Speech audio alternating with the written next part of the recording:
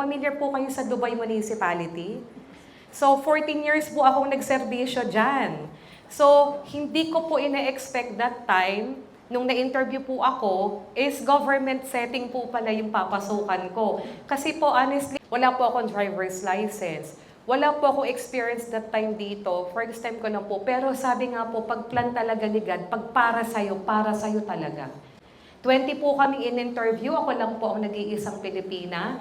Pero sabi ko nga sa inyo guys, ang wasta ko kasi si God.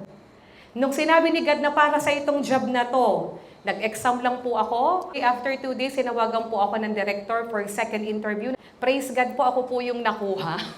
So after po noon, sabi ko, pag nag-work po ako sa government, since ako po yung kauna-unahang Pilipina sa department namin, that time po it was Public Health and Safety Department.